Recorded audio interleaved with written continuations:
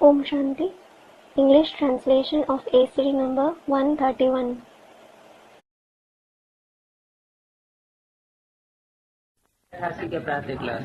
It is the morning class of.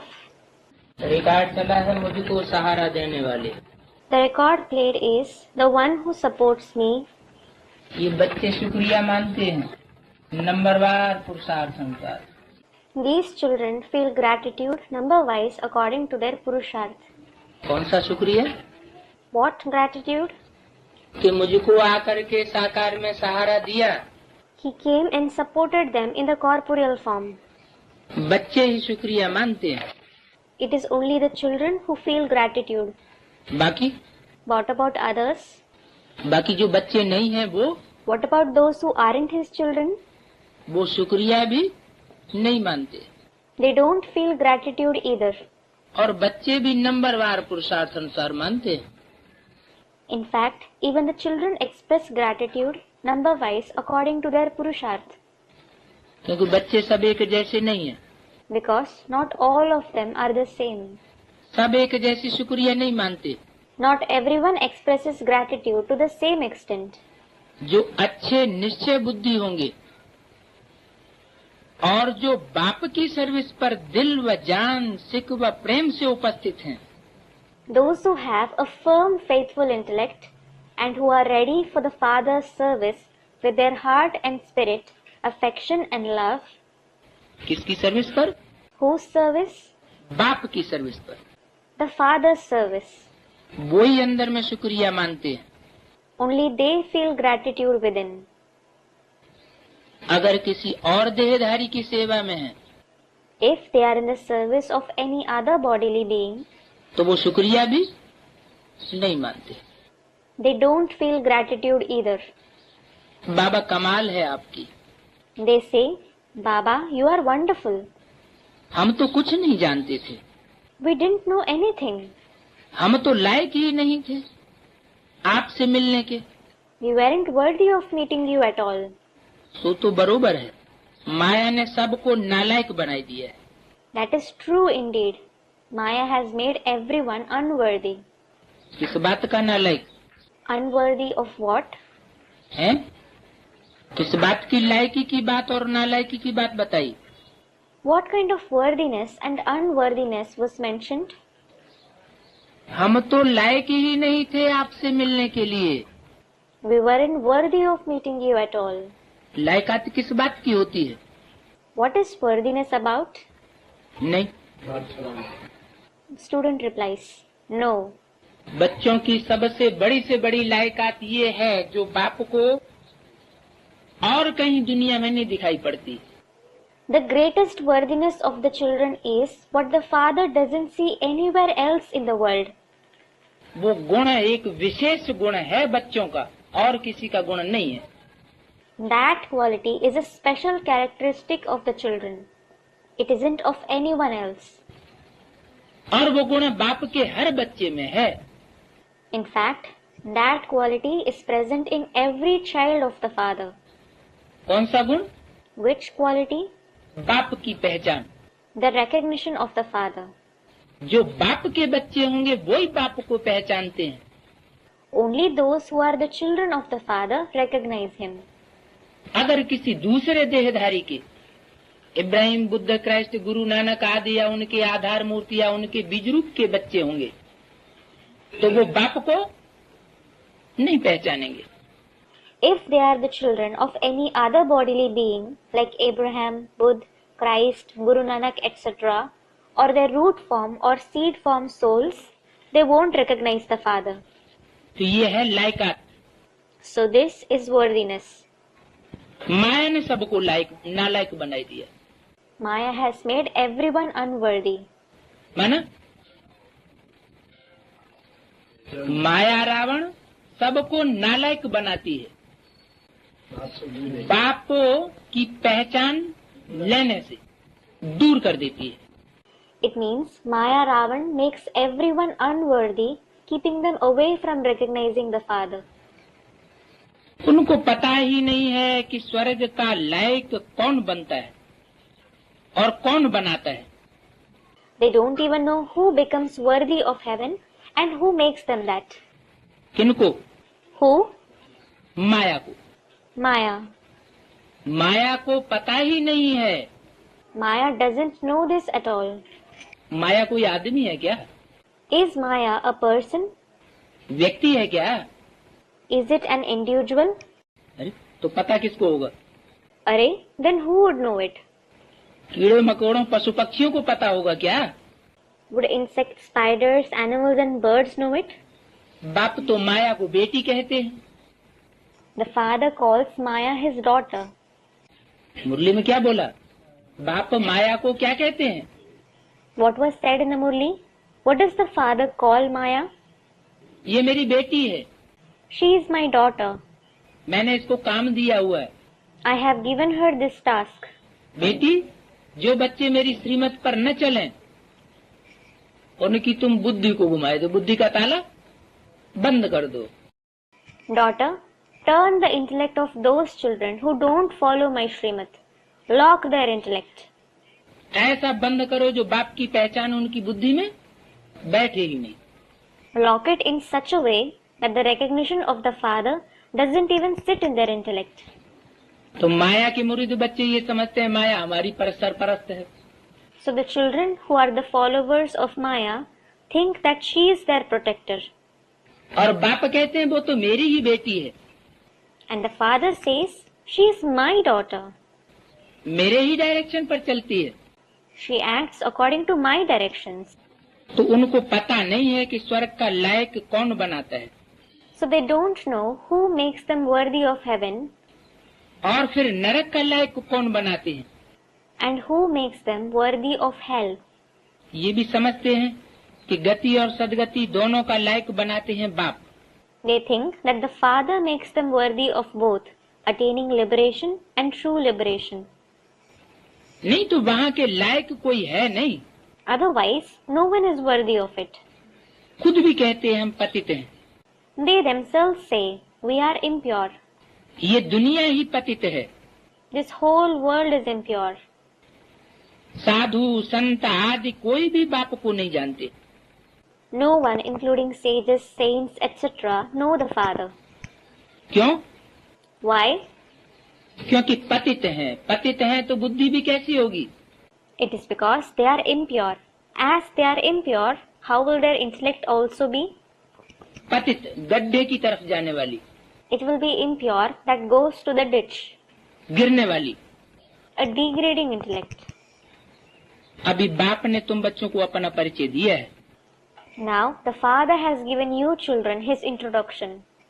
ऐसे नहीं समझना साधु संत महात्माओं ने बाप का परिचय दिया है। Don't think that sages, saints and great souls have given his introduction. उन्होंने क्या किया? What did they do? उन्होंने तो और ही बाप से बेमुख कर दिया और अपने में बुद्धियों को जुटाई लिया। They turned people away from the Father all the more and connected their buddhiyog to themselves. किन्होंने? Who? साधु संत महात्माओं ने। The sages, saints and great souls. ये कौन सी दुनिया की बात हो गई? It is about which world? बाहर की दुनिया की ही बात है क्या? Is it only about the outside world? ब्राह्मणों की संगम की दुनिया में ही सब बात की शूटिंग होती है। The shooting of all the things is performed in the confluence age world of Brahmins itself. तब ब्रॉड ड्रामा चलता है। It is then that the broad drama unfolds. तो अभी बाप ने तुम बच्चों को अपना परिचय दिया है। So now, the Father has given you children his introduction. माना बाप का परिचय बाप के अलावा और कोई दे नहीं सकता। This means no one other than the Father can give his introduction. कायदा भी है। It is also a rule. बाप को ही आकर अपना परिचय देना है। The Father himself has to come and give his introduction. आकर He has to come. बाप को ही आकर अपना परिचय देना है। The Father himself has to come and give his introduction. ऐसे नहीं कि बाप ज्ञान सुनाकर चले जाते हैं, फिर बाप का परिचय कोई देहधारी धर्मगुरु दे सकता है। It isn't that he narrates the knowledge then goes back. and then a bodily religious guru can give his introduction. वो औरों का परिचय दे सकते हैं, They can give the introduction of others, लेकिन बाप का परिचय कोई नहीं दे सकता। but no one can give the introduction of the Father. यहाँ ही आकर के लायक बनाना है। It is here that he has to come and make you worthy. यहाँ माना कहाँ? Where does here refer to? इस दुनिया में ही, पतित दुनिया में ही आकर के एवर प्योर बाप को पावन बनाना है। In this world, in this impure world alone, the ever pure Father has to come and make you pure. ऐसे नहीं कि पढ़ाई पढ़ा के चला जाएगा, फिर हम अपने आप पतित से पावन और नालायक से लायक बनते रहेंगे। It isn't that he will teach and go back, then you will become pure from impure and worthy from unworthy on your own. वहाँ बैठे अगर पावन बना सकते तो फिर इतने नालायक बनते ही क्यों? If he could make you pure while sitting there, why would you become so unworthy in the first place? कहाँ बैठे? While sitting where? परम धाम में या सूक्ष्म वतन में बैठे। While sitting in the supreme abode or the subtle world. इस समय बेहद नालायक बन जाने के कारण बाप फिर आकर के बेहद लायक बनाते। Because of becoming extremely unworthy at this time, the Father comes again to make you totally worthy. नंबरवार पुरुषार्थ अनुसार ही निश्चय बुद्धि है। You are those for the faithful intellect, number wise according to the Purusharth. निश्चय बुद्धि का भी आधार क्या है? What is the basis of having a faithful intellect? जैसा जिसने पुरुषार्थ किया, जैसी जैसी जिसने जितनी पढ़ाई पढ़ी, पढ़ाई कौन सी पढ़ी? It depends on the Purusharth someone makes and the extent to which he studies. Which knowledge did you study? Basic knowledge. Basic knowledge. Basic knowledge में भी जो होशियार होते हैं वो ही आगे बढ़ते हैं, वो फिर आगे चल करके ऊंचा पद पाते हैं। Those who are intelligent in the basic knowledge progress and attain a high status later on. अगर बेसिक नॉलेज में ही ध्यान नहीं दिया तो आगे भी डल हेडेड स्टूडेंट रहेंगे। If you don't pay attention to the basic knowledge, you will remain a dull-headed student later on too. तो नंबरवार पुरुषार्थ अनुसार ही निश्चय बुद्धि है। So you are those with a faithful intellect, number-wise according to the Purusharth. समझते हैं बाप का परिचय कैसे देना चाहिए? You think, how should we give the introduction of the Father? वो भी अकल होना चाहिए। You should also have that knowledge. शिवाय नमः भी जरूर है। Shivaya Namaha is also essential. क्या मतलब हुआ शिवाय नमः? What does Shivaya Namaha mean? Shiv के लिए नमन। Salutations to Shiv. नमन मन बुद्धि झुकाना। Salutations mean to bow the intellect. बुद्धि कैसे झुकाई जाती है? How is the intellect bowed? जैसे चलाए वैसे चले, माना बुद्धि झुक गई। To act as he directs means the intellect has bowed. और वो जैसे चलाए वैसे बुद्धि न चले। If the intellect doesn't act as he directs, कर्म न करे, वाचा न बोले, if he doesn't perform actions or speak according to him, तो जैसे कि सामना कर लिया। it is as if he confronted him. बजाय नमन करने के क्या किया, झुकने के क्या किया? Instead of saluting or bowing, what did he do? Sir ऊंचा उठा लिया। He raised his head high. तो शिवाय नमः भी जरूर है। So, Shivaya Namaha is also essential. वो ही माता पिता ऊंचे ऊंचे है। He alone is the highest mother and father. Brahma Vishnu Shankar तो रचना है। Brahma, Vishnu and Shankar are the creation. जरूर उनको क्रिएट करने वाला बाप होगा। Certainly, there must be a father who creates them. Create क्या किया जाता है? What is created? जो चीज नहीं होती है पहले उसको ही क्रिएट किया जाता है। Something that doesn't exist before is created. तो ब्रह्मा विष्णु शंकर का की क्रिएशन कोई स्थान विशेष पर की जाती है या बुद्धि रूपी क्षेत्र में इसकी क्रिएशन की जाती है? So, is the creation of Brahma, Vishnu and Shankar done at a specific place, or is it done in the realm of the intellect? ये बुद्धि में क्रिएट करने की बात है। This is about creating them in the intellect. ये सूक्ष्म रचना है। These are the subtle creation. कौन? Who? ब्रह्मा विष्णु शंकर सूक्ष्म वतनवासी हैं। Brahma, Vishnu and Shankar. They are the residents of the subtle world. बुद्धि भी सूक्ष्म है। The intellect is also subtle. सबका गॉड फादर तो एक है। Everyone's God the Father is one. निराकार को ही गॉड कहा जाता है। The incorporeal one alone is called God. माना? What does it mean? निराकार को गॉड फादर कहा जाता है। The incorporeal one is called God the Father. इसका मतलब ये नहीं लगा लेना है कि सिर्फ बिंदु है, उसके साथ फादर शब्द भी जुड़ा हुआ है। Don't assume that he is merely a point. The word Father is also attached to it. You definitely receive the inheritance of liberation and liberation in life from the Father. तो जरूर साकार होगा। So he would certainly be corporeal. Creator हमेशा एक ही होता है। The Creator is always one. बिंदु को, सुप्रीम सोल को क्रिएटर नहीं कहेंगे।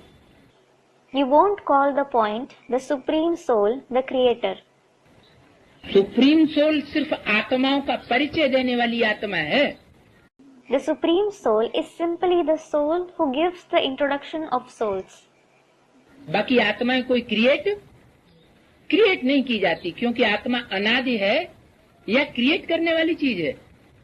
Souls aren't created because is the soul eternal or is it something which is created? आत्मा तो अनादि है। The soul is certainly eternal. तो परमात्मा बाप आकर के आत्माओं का परिचय देता है, पहचान देता है, अपनी भी पहचान देता है। बाकी कोई क्रिएशन नहीं करता। So the Supreme Soul Father comes and gives the introduction, the recognition of the souls. He also gives his own recognition. As for the rest, he doesn't create anything. Creation करने के लिए creator भी साकार होना चाहिए और creation भी साकार होनी चाहिए। As regards creating something, the creator as well as the creation should be corporeal. तो ब्राह्मण साकार है या निराकार है? So, are the Brahmins corporeal or incorporeal? साकार। They are corporeal. तो ब्राह्मणों के माता पिता भी साकार होने चाहिए। So the mother and father of the Brahmins should also be corporeal. ऐसे नहीं कि बिंदु माँ भी है तो बिंदु पिता भी है। It isn't that the point is both the mother and the father. ये तो अधूरा ज्ञान हो गया। That is incomplete knowledge. जब एक तरफ मुरली में बता दिया कि मैं सिर्फ बिंदु बिंदु आत्माओं का बाप हूँ। On one hand, it was mentioned in the Murli, I am only the father of point souls. दूसरा कोई संबंध नहीं बनता। No other relationship is formed. तुम बच्चे आपस में भाई भाई हो, भाई बहन भी नहीं। You children are brothers for each other. You aren't even brothers and sisters for each other. भाई बहन कब बनते हैं? When do you become brothers and sisters? जब साकार में प्रजापिता ब्रह्मा की औलाद बनते हैं। It is when you become the progeny of Prajapita Brahma in the corporeal form. तो साकार में बाप को प्रवेश करना पड़े। So, the father has to enter the corporeal one. तब वो क्रिएटर है। Only then he is the creator. तो पहले तो परिचय देना पड़े अलफ का। So, you have to give the introduction of Aleph first of all. क्या? What? छोटे बच्चों को भी कभी ऐसे नहीं कहना है कि बिंदु को याद करो। You should never ask small children to remember the point. क्या करना है? What should you do? उनसे कहना है शिव बाबा को याद करो। Tell them to remember Shiv Baba. माना? चाहे छोटे बच्चे हों, चाहे बड़े हों, पहले बुद्धि में बिठाना है कि अलफ कौन। It means, no matter whether they are small children or adults, the first thing to sit in their intellect is, who is Aleph? अलफ कहते हैं खड़ा डंडा। A vertical line is called alaf, और बे कहते हैं पड़ा डंडा। and a horizontal line is called bay. धरणी नीचे है और उसमें बीज जो बोया जाता है वो ऊपर है। The earth is below, and the seed that is sown in it is above. बीज आधार लेता है धरणी का, माना पड़े डंडे का, तब बीज उगता है। The seed takes the support of the earth, meaning the horizontal line, and then grows. बीज को बाप कहा जाता है। The seed is called the father. बीज भी मनुष्य सृष्टि का बीज अलग और निराकारी झाड़ का बीज अलग। The seed of the human world is different, and the seed of the incorporeal tree is different. निराकारी झाड़ आत्माओं का बीज है supreme soul. The seed of the souls of the incorporeal tree is the supreme soul. और मनुष्य है साकार, उन साकार मनुष्य सृष्टि का बीज है Prajapita. And the human beings are corporeal. The seed of that corporeal human world is Prajapita. लेकिन उस प्रजापिता की पहचान कोई मनुष्य मात्र नहीं दे सकता। But no human being can give his introduction. उस अलफ की पहचान कोई दे नहीं सकता। No one can give the introduction of that alaf. स्वयं परमात्मा शिव ही आकर के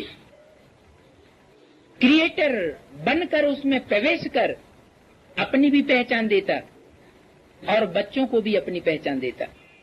The Supreme Soul Shiv himself comes as the creator, enters him, and gives the children his own introduction as well as their introduction. तब कहते हैं कि हे आत्माओं, तुम अपने जन्मों को नहीं जानती हो। Then he says, O souls, you don't know your births. मैं आकर तुम बच्चों को अपने जन्मों का विस्तार बताता हूँ।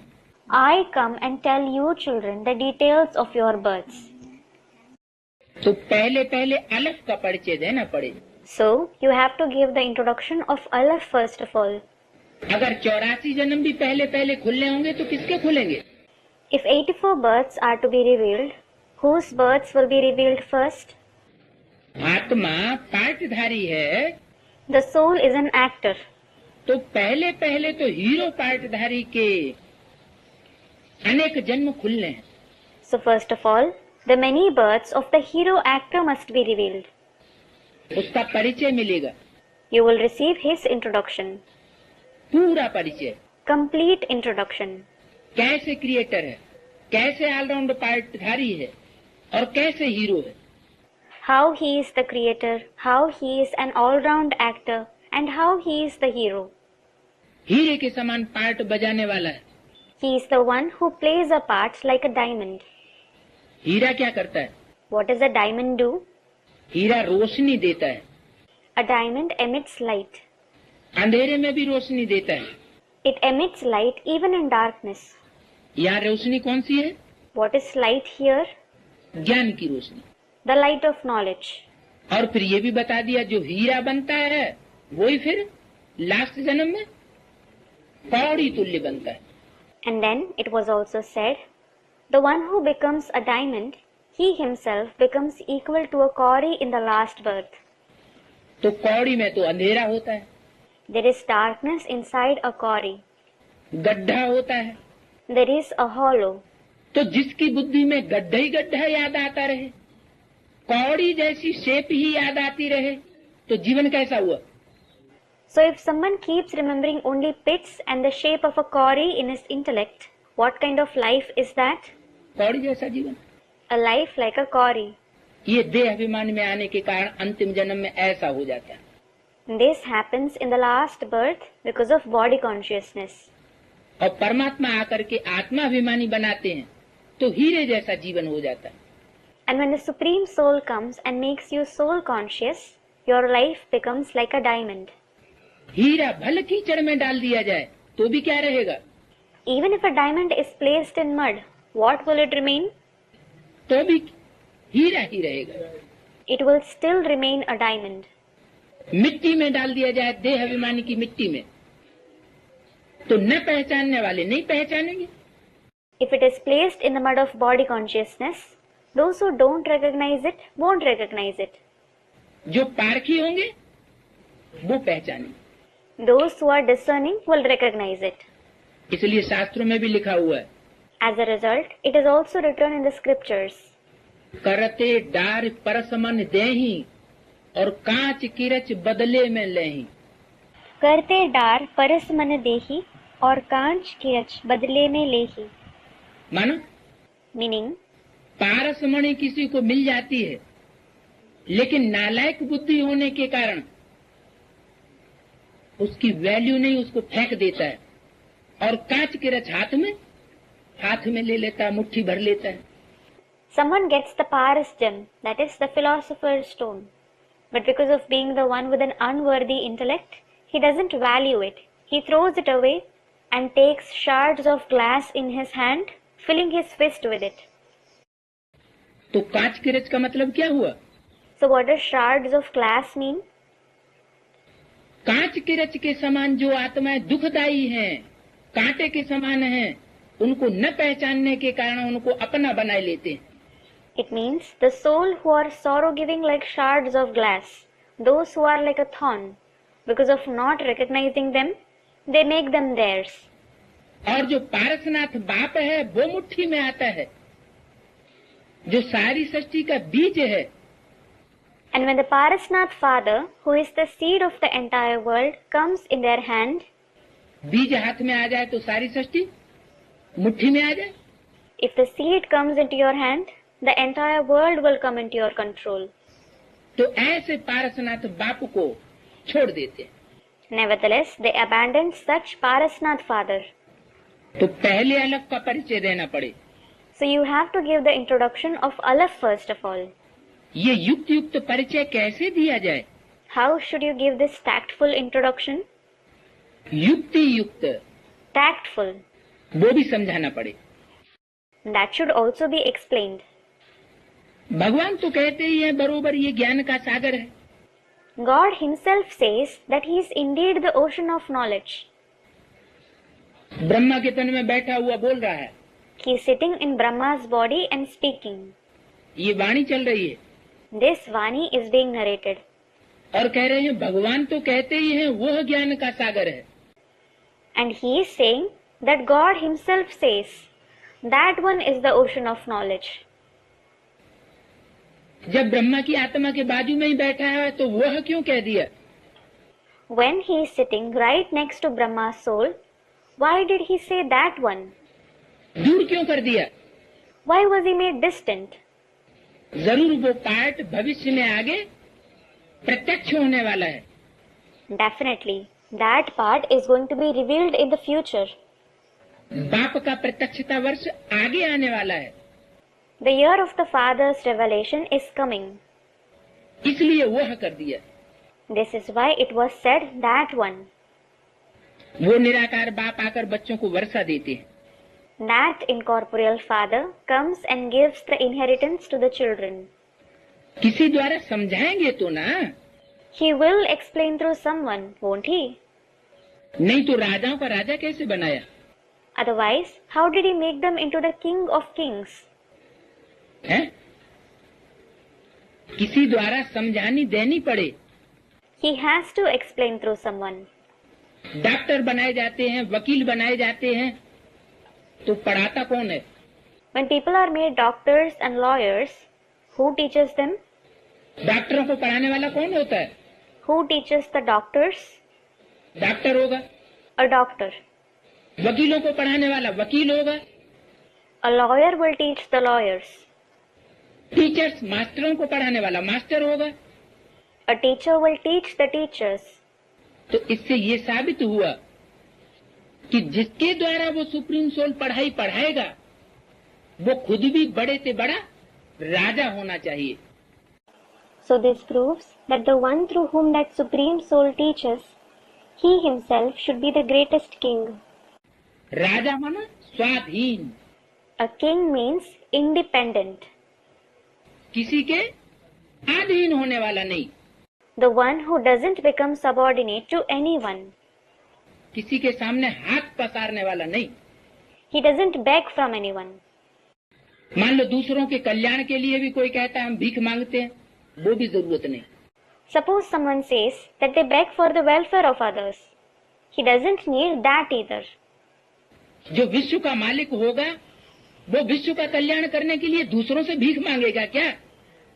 Will the master of the world beg from others to bring benefit to the world? भीख मांग के भक्ति की जाती है क्या? Is bhakti done by begging? तो ये भी पहचान है बाप की। So, this is also the recognition of the father. और बाप के बच्चों की भी यही पहचान है। And this is the very recognition of his children too. क्या? What? मांगने से मरना भला। It is better to die than to beg. जो मांगने वाले होंगे वो बाप के बच्चे नहीं हो सकते। Those who beg can't be the children of the father. जरूर हेवनली गॉड फादर होना चाहिए। हेवन का रचयिता कौन है? There must be heavenly God the Father. Who is the creator of heaven? वो निराकार होना चाहिए। It should be the incorporeal one. जो साकार होगा माना देह अभिमानी होगा वो हेवन की रचना नहीं कर सकता। If he is corporeal, meaning body conscious, he can't create heaven. निराकारी स्टेज वाला ही हेवन की रचना कर सकता है। Only the one with an incorporeal stage can create heaven. पहले पहले फादर की पहचान देनी पड़ती है। First of all, you have to give the identification of the father. Krishna को और ब्रह्मा विष्णु शंकर को फादर नहीं कहेंगे। You won't call Krishna, Brahma, Vishnu and Shankar the father. उनको तो रचना कहा जाता है। They are called the creation. किनको? Who? ब्रह्मा विष्णु शंकर और कृष्ण को। Brahma, Vishnu, Shankar and Krishna. Krishna का भी कोई रचयिता है। Krishna also has a creator. नहीं तो कृष्ण बच्चा जन्म कैसे लेगा? Otherwise, how would child Krishna be born? उनको रचा जाता है। They are created. जब सूक्ष्म वतन वालों को भी रचा जाता है वो भी क्रिएशन है। When even those in the subtle world are created, they are also the creation. फिर उस स्थूल वतन वालों को भगवान कैसे कहेंगे? Then, how can you call those of the physical world God? वो श्री श्री 108 माला बनाने वाले कहाँ से हो गए? How are they Shri Shri 108, those who make the rosary? वो माला का संगठन बनाने वाले श्रेष्ठ से श्रेष्ठ 108 भगवान हो गए क्या? Are they the most elevated 108 gods who form the gathering of the rosary? नहीं। No. गाया जाता है देवताय नमः। It is praised, Devataya Namaha. That is, I bow to the deities. और वो है शिवाय नमः। And that is Shivaya Namaha. Brahma देवताय नमः, विष्णु देवताय नमः, शंकर देवताय नमः। I bow to deity Brahma. I bow to deity Vishnu. I bow to deity Shankar. तो जो श्रेष्ठ से श्रेष्ठ देवताएं हैं 33 करोड़ देवताओं में वो ही रचयिता नहीं है। So the greatest deities among the 330 million deities aren't the creators. तो मनुष्य कहाँ से रचयिता हो सकते? Then how can human beings be the creators? अब प्रदर्शनी में तो घड़ी घड़ी एक बात नहीं समझाएंगे। Now you won't explain the same thing repeatedly in exhibitions. क्या? What? किसी को ज्ञान रत्नों की प्रदर्शनी खोल करके बैठेंगे तो उसमें हम डिटेल नहीं समझा सकते। If you set up the exhibition of the jewels of knowledge, you won't be able to explain in detail. वो तो शार्ट में समझाना पड़े। It will have to be explained in short. ये तो एक एक को अच्छी रीति समझाना पड़े। But this needs to be explained thoroughly to each one. निश्चय कराना पड़े। You should make them have faith. कैसे? How? प्रदर्शनी में नहीं। Not in the exhibition. कहाँ निश्चय कराना पड़े? Where should you make them have faith? Course कराना पड़े। 7 दिन की भट्टी में बैठाना पड़े। You should give the course. You should make them undergo the 7 days bhakti. जो भी आए उनको पहले ये बताना है कि आओ तो तुमको फादर का साक्षात्कार कराएं। Whoever comes, you should first tell them, come, We will give you the visions of the Father. कौन कराए साक्षात्कार? Who will give the visions? हैं? बाबा के बच्चे? Baba's children. साक्षात्कार की चाबी किसके हाथ में? The key to give visions is in whose hands? बाप के हाथ में। फिर बच्चे कहाँ से साक्षात्कार कराएंगे? In the Father's hands. Then, how will the children give visions? तो साक्षात्कार भी दो तरह का बताया। Two kinds of visions were mentioned. एक है भक्तों के लिए, भक्त बुद्धियों के लिए साक्षात्कार, और एक है ज्ञानी तु आत्माओं के लिए साक्षात्कार। One is the visions for devotees, those with a devotee-like intellect, and the other is the visions for knowledgeable souls. यज्ञ के आदि में सब क्या थे? What was everyone in the beginning of the yajna? सारी दुनिया भक्ति भक्त। The whole world was full of devotees. तो यज्ञ के आदि में जो साक्षात्कार हुए हैं वो बंद आंखों के साक्षात्कार, भक्ति मार्ग का फाउंडेशन पड़ा था। So the visions that people had in the beginning of the yajna were the visions of closed eyes. The foundation of the path of bhakti was laid. जिन आत्माओं के द्वारा वो भक्ति मार्ग का फाउंडेशन पड़ा, वो आत्मा भक्ति मार्ग वाली थी। The souls through whom that foundation of the path of bhakti was laid were the souls of the path of bhakti. भक्ति मार्ग की बुद्धि थी। They had the intellect of the path of bhakti. भक्ति मार्ग की बुद्धि माना अंधश्रद्धा युक्त बुद्धि। The intellect of the path of bhakti means the intellect full of blind faith. अंधश्रद्धा वाली जो बुद्धि होती है और श्रद्धा विश्वास वाली जो बुद्धि होती है, उसमें बहुत फर्क है। There is a vast difference between the intellect with blind faith and the intellect with faith and belief. ज्ञानी का मतलब ये नहीं है कि श्रद्धा विश्वास न हो। Being knowledgeable doesn't mean lacking faith and belief. श्रद्धा विश्वास भावना भी हो। There should be faith, belief as well as feeling. दिल भी हो तो दिमाग भी हो, वो है सच्चा ज्ञानी। There should be both, heart as well as the intellect. That is a true knowledgeable one. जिसको श्रद्धा विश्वास और भावना नहीं, सिर्फ ज्ञान ही ज्ञान है, वो तो रावण का ज्ञान हो जाता है। The one who doesn't have faith, belief or feeling and has only knowledge, it is the knowledge of Ravan. Ravan को भी हाथों में वेद शास्त्र वगैरह दिखाते हैं। Ravan is also shown holding the Vedas and scriptures etc. in his hands. जिसकी धारणा में ज्ञान नहीं, जिसके दिल और दिमाग दोनों में ज्ञान नहीं समाया हुआ है, वो ज्ञानी आत्मा नहीं है वास्तव में।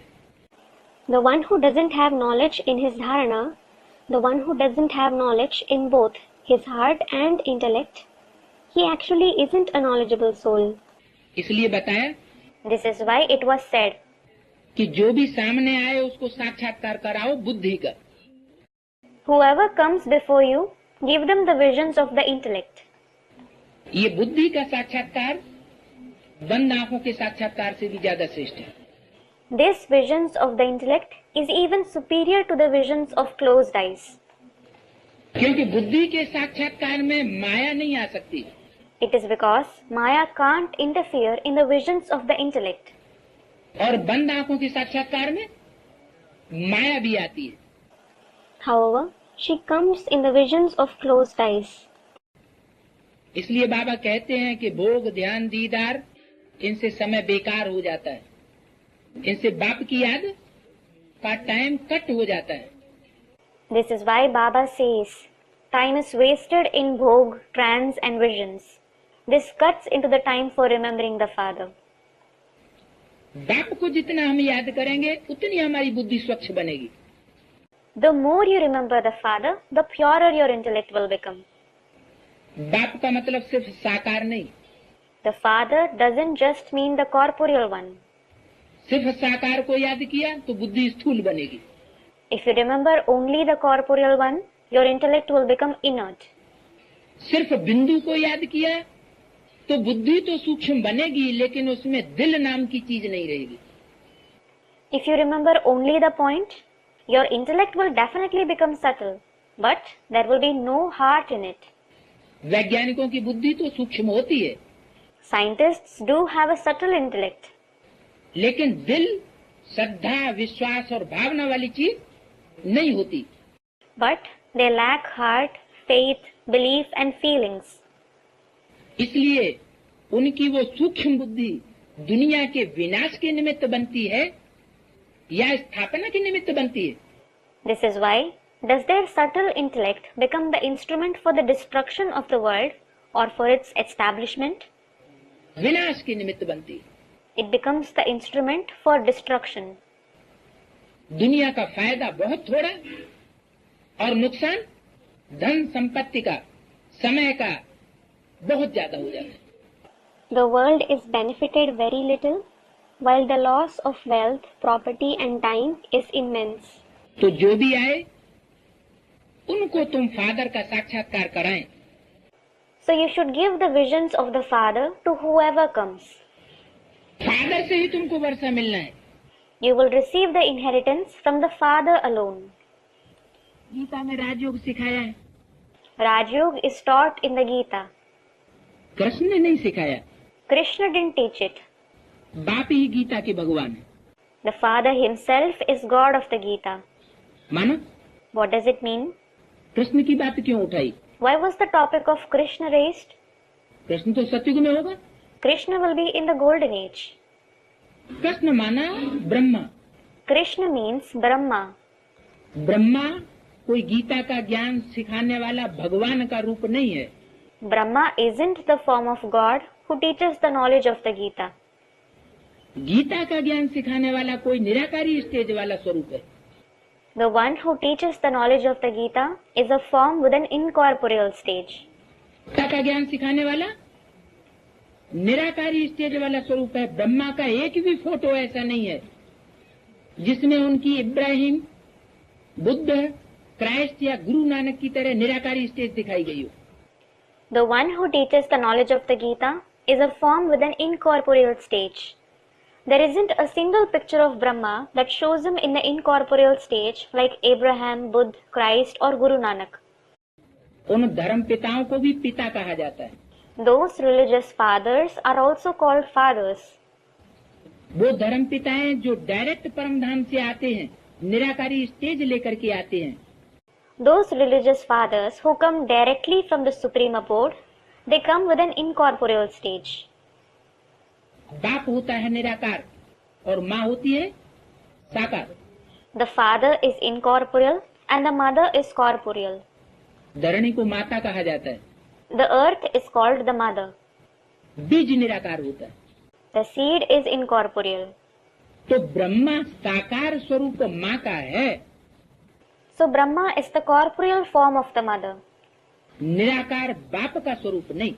not the form of the incorporeal father. Brahma को बाप, टीचर या सतगुरु नहीं कहेंगे, You won't call Brahma the father, teacher or Sadguru, क्योंकि बाप से तो वर्षा मिलना चाहिए, बाप से तो ज्ञान का बीजारोपण होना चाहिए। because you should receive the inheritance from the father. The seed of knowledge should be sown by the father. माँ तो ज्ञान गर्भ को धारण करने वाली है। The mother is the one who carries the womb of knowledge, ज्ञान का बीज बोने वाली नहीं है। not the one who sows the seed of knowledge. तो इसलिए यहाँ बताया This is why it was said here, कि बाप ही गीता का भगवान है जो निराकारी स्टेज वाला है। the father alone is God of the Gita, the one who has the incorporeal stage. जैसे धर्म पिताएं पिताएं हैं, Just as the religious fathers are fathers. वो अपने अपने धर्म के बाप हैं। They are the fathers of their respective religion. और उन बापों का भी कोई बाप है। And there is a father of even those fathers. जब धर्म पिताओं की निराकारी स्टेज स्पष्ट दिखाई पड़ती है चित्रों में, तो जो उनका बापों का बाप होगा उसकी कैसी स्टेज होगी? When the incorporeal stage of the religious fathers is clearly visible in pictures, how will the stage of the father of those fathers be? उसकी भी प्रैक्टिकल निराकारी स्टेज चाहिए ना। He also needs an incorporeal stage in practice, doesn't he? जिसके लिए अव्यक्त वाणी में बोला है, For this, it has been said in the Avyaktavani कि तुम बच्चों की निराकारी स्टेज ही संसार में तुमको प्रत्यक्ष करेगी। only the incorporeal stage of you children will reveal you in the world. जब तक वो स्टेज नहीं बनी है तब तक तुम और तुम्हारा बाप प्रत्यक्ष नहीं हो सकते। Until you have attained that stage, you and your father can't be revealed. तो कृष्ण भगवान वाच नहीं है। So, it isn't Krishna Bhagwan Vach. न कृष्ण भगवान है और न कृष्ण ने उवाच किया। Neither Krishna is God, nor did he speak anything. उवाच माना बोला, ज्ञान नहीं सुनाया। Uvach means he spoke. He didn't narrate the knowledge. Rudra भगवान वाच व सोमनाथ शिव भगवान वाच कहा जाता है। It is said Rudra Bhagwan Vach or Somnath Shiv Bhagwan Vach. ये क्या बात हुई? What is this? शिव भगवान वाच ये तो ठीक है। Shiv Bhagwan Vach is right. मेरा तो नाम शिव ही है। My very name is Shiv. जब शरीर बदलते हैं तो नाम भी बदल जाते हैं। When the body changes, the name also changes. तो रुद्र नाम कब पड़ता है? So when is he named Rudra? जब साकारी स्वरूप धारण किया, रौद्र रूप धारण किया। It is when he took on the corporeal form, the fearsome form. उनसे उतना डर नहीं होता है। There isn't so much fear from them. लेकिन जब अंदर के दुश्मन बनते हैं तो बात खतरनाक हो जाती है। But when the insiders become enemies, the situation becomes dangerous. यज्ञ के आदि में भी बाहर वालों ने जब विरोध किया तो ब्रह्मा बाबा डटे रहे। In the beginning of the yajna too, when outsiders opposed, Brahma Baba stood firm. कोई परवाह नहीं की। He didn't care at all. और जब अंदर से विरोध हुआ तो बाबा को स्थान छोड़ना पड़ा। But when the opposition came from within, Baba had to leave the place. तो कहने का मतलब ये हुआ कि यज्ञ के आदि से ही विनाश वाला प्रज्वलित हो चुकी थी, जैसा आपने वाणी में बताई दिया। What I mean to say is, the flame of destruction had already been ignited from the very beginning of the yajna, as said in the Avyaktavani. विनाश वाला प्रज्वलित कब हुई? When was the flame of destruction ignited? स्थापना के साथ साथ यज्ञ कुंड से विनाश ज्वाला भी निकली। Along with the establishment, the flame of destruction also emerged from the yajna kund. निमित्त कौन बने? Who became the instruments? Brahma और ब्राह्मण बच्चे और बाप। Brahma, Brahmin children and the father. Brahma बाप और ब्राह्मण बच्चे। Brahma, the father and the Brahmin children. माँ बाप में हुई लड़ाई और बच्चों ने उसमें घी की आहुति डाल दी। A fight broke out between the mother and father, and the children added fuel to the fire. तो झगड़ा तो जरूर बढ़ जाना। So the conflict had to escalate. तो बताएं It was said, कि उवाच दो ही करते हैं, only two souls speak. या तो शिव भगवान उवाच Either Shiv Bhagwan Vach और या तो रुद्र भगवान उवाच। or Rudra Bhagwan Vach. Shiv भी कह सकते हैं और रुद्र भी कह सकते हैं। He can be called Shiv as well as Rudra. हर एक मनुष्य की जीवन कहानी अपनी अपनी है। Every human being has his own life story. माना एक की कहानी जीवन कहानी दूसरे की जीवन कहानी से मिल नहीं सकती। It means one person's life story can't match another's. तो जो भी आए तो पहले इस बात पर समझाना है। So whoever comes, you have to explain this first of all. इस बात पर What? कि गीता का भगवान कोई साकार देहधारी नहीं है। A corporeal bodily being isn't God of the Gita. वो मेरा यज्ञ के आदि He is incorporeal. In the beginning of the yajna, पतितों को पावन बनाना, to purify the impure. कोई आकर के ज्ञान सुना के वापस चला जाना, ये कोई पतित पावन बाप का ऑक्यूपेशन नहीं है, ये गलत फहमी है। To come, give knowledge and then go back. This isn't the occupation of the purifier of the sinful, the Father. जो ये समझ बैठे हैं कि परमात्मा बाप आकर सिर्फ ज्ञान सुना करके चला जाता है, बाकी सारा कार्य हम बच्चे करते रहते हैं। This is a misunderstanding that they think the Supreme Soul Father comes, gives the knowledge and goes back. We children keep doing the rest of the work. पतितों को पावन बनाना हम बच्चों का काम है। Purifying the impure ones is the task of us children. पतित पावनी कोई गंगा नहीं हो सकती। The Ganges can't be the purifier of the impure. Ganga भी पतित पावनी तब हो सकती है जब उसका बाप से संबंध जुटा हुआ हो साकार। She can be the purifier of the impure only when she has a relationship with the Father in the corporeal form. इसलिए अव्यक्तवाणी में इशारा दे दिया, बता दिया। This is why a hint was given in the Avyaktavani. It was said कि नदियां भी पतित पावनी हैं, लेकिन नदी वो है जिसका संबंध जुटा हुआ हो सागर से। rivers are also the purifier of the impure, but it is a river only if it is connected to the ocean. अगर सागर से संबंध नहीं तो नदी नहीं, वो नाला है। If there is no connection with the ocean, it isn't a river, it is a drain. वो संसार का कल्याण नहीं कर सकती। It can't bring welfare to the world. Ganga भी मैली हो जाती जब जटाओं से नीचे आ जाती है मैदान में। The Ganges also becomes dirty when it descends from the hairlocks and flows into the plains, क्योंकि दूसरों का संपर्क लगता है, because it comes in contact and connection of others. और कहाँ बहती है? And where does it flow? नीचे स्टेज में मैदान में आकर के बहती है, कचरा उनमें मिलता है। It flows in a lower stage, in the plains. Garbage mixes with it. और बाद में फिर कहाँ जाती है? And then, where does it go? फिर सागर में जाकर के शुद्ध हो जाती है। It goes into the ocean and becomes pure once again. तो ये यहाँ की सब यादगार है। So all these are the Yadgar of this time. तो मूल बात समझाने की ये है The main point to explain is कि परमपिता परमात्मा का ऑक्यूपेशन ये है। this is the occupation of the Supreme Soul Father. वो बाप है और ये कृष्ण बच्चा है। He is the Father and this is child Krishna. वो हेवनली गॉड फादर है। He is Heavenly God the Father. Heavenly God father माने हेवन रचने वाला।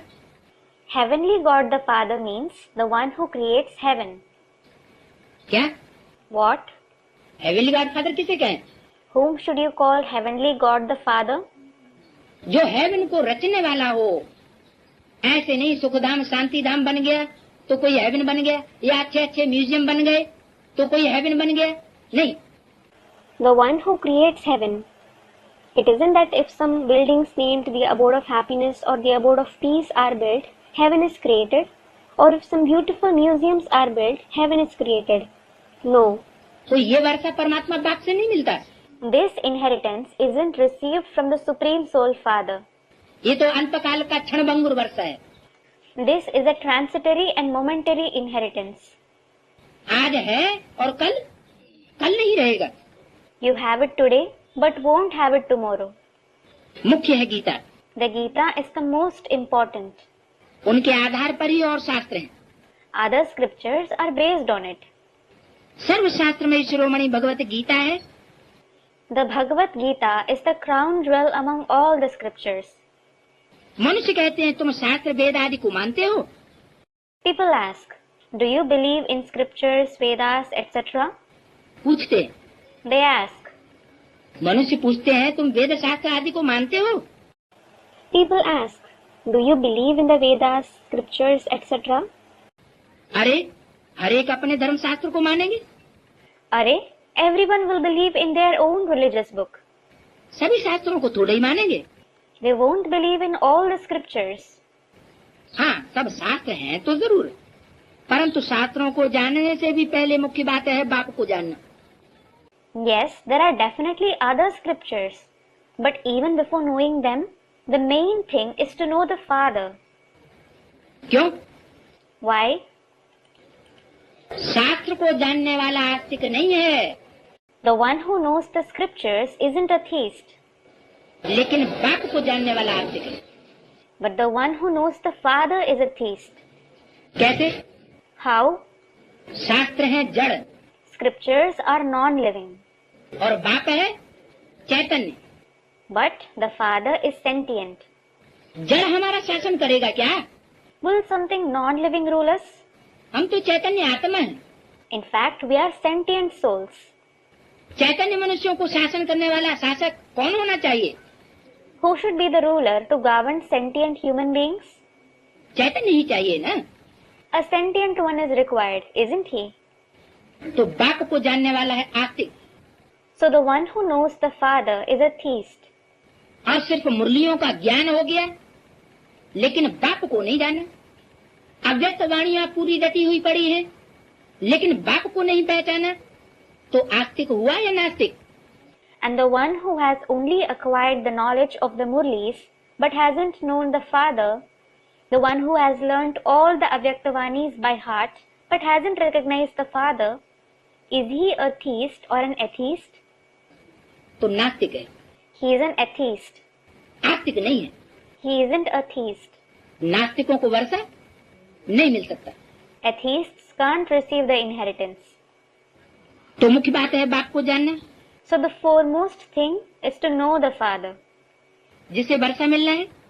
from whom you will receive the inheritance. वर्षा शास्त्रों से नहीं मिलेगा। You won't receive the inheritance from the scriptures. वर्षा मिलता है बाप से। You receive it from the Father.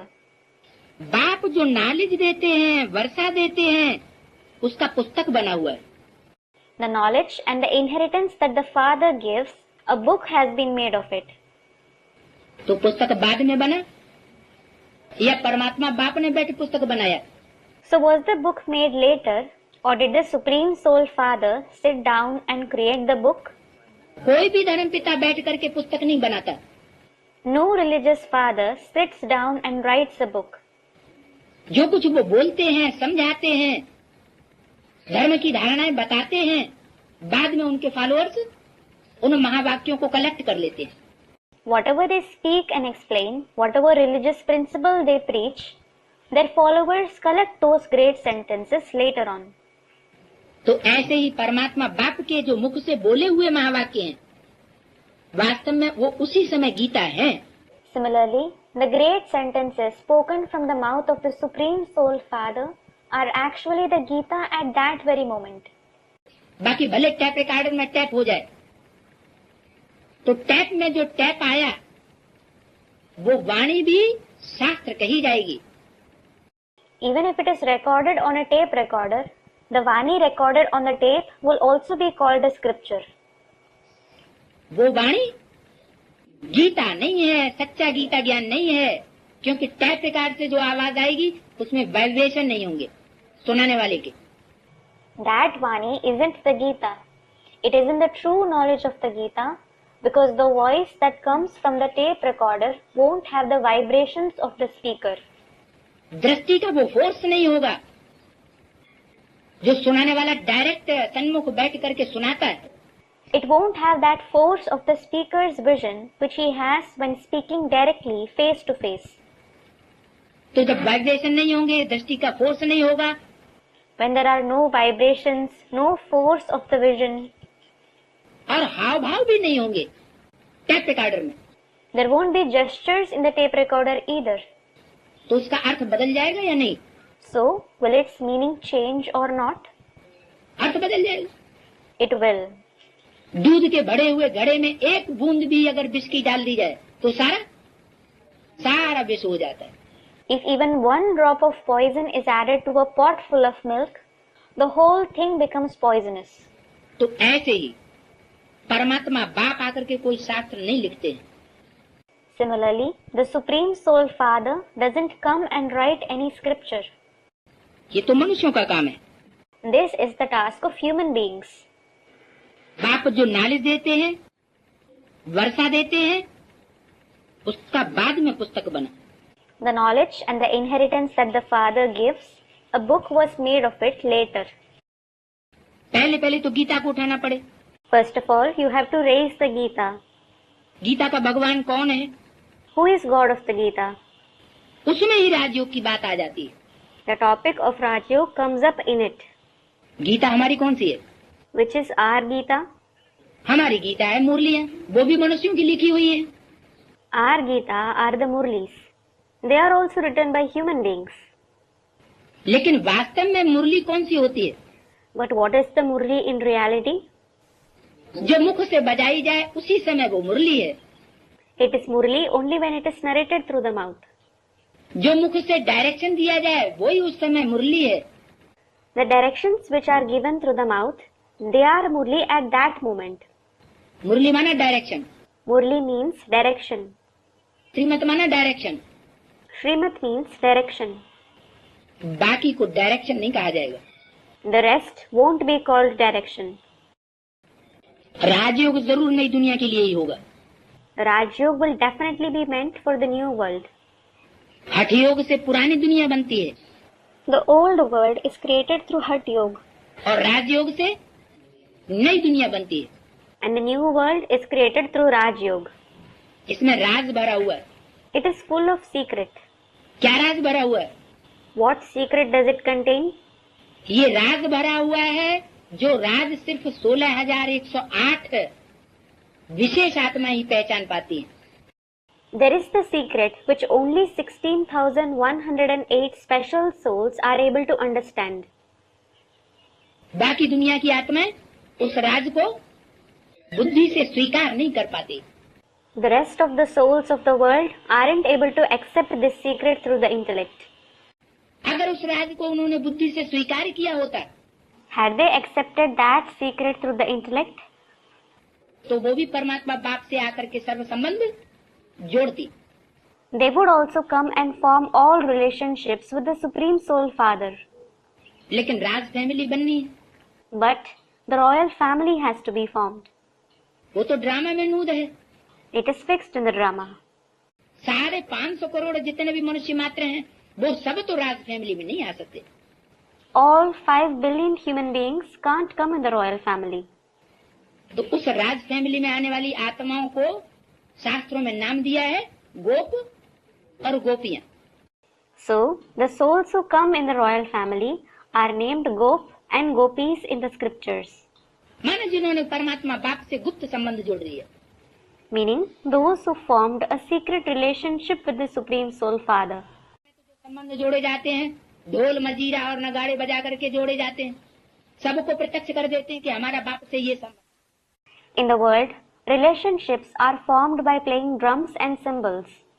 It is revealed to everyone that this is our relationship with the Father. और यहाँ संबंध जोड़ने वाले गुप्त रखते हैं। But here, those who form a relationship with the Father keep it a secret. गुप्त में ताकत ज्यादा होती है या प्रत्यक्ष में ताकत ज्यादा होती है?